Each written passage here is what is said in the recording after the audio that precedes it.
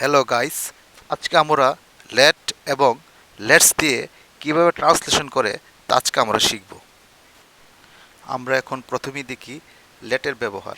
Late সাধারণত কোনো কিছু করতে অর্থে ব্যবহৃত হয়, অর্থাৎ আপনি কিছু করতে চান, তখন আপনি ইংরেজিতে ট্রান্সলেট করতে লেট ব্যবহার করবেন।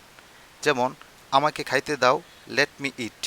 তাকে যেতে দাও, লেট হিম গো। অথবা লেট হার গো। আমরা ছেলেদের ক্ষেত্রে হিম ব্যবহার করি আর মেয়েদের ক্ষেত্রে হার ব্যবহার করি।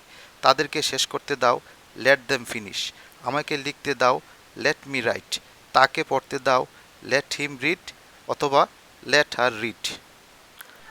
তাদেরকে কথা বলতে দাও, লেট দেম টক। আমাকে রান্না করতে দাও, লেট মি কুক। এখন আমরা দেখব লেটসের ব্যবহার। লেটস সাধারণত চলো অর্থে ব্যবহৃত হয়। যেমন, চলো খেলি, লেটস প্লে। চলো বাজারে যাই, লেটস গো টু মার্কেট। চলো সিনেমা দেখি, লেটস ওয়াচ মুভি। চলো গল্প করি, লেটস গসিপ। চলো প্রতিবাদ করি, লেটস প্রটেস্ট। চলো রক্তদান করি, লেটস ডোনেট ব্লাড। এখন বলুন তো এগুলোর ইংরেজি ট্রান্সলেশন কী হবে? নিচের কমেন্ট বক্সে লিখে উত্তরগুলো জানান। Thanks for watching.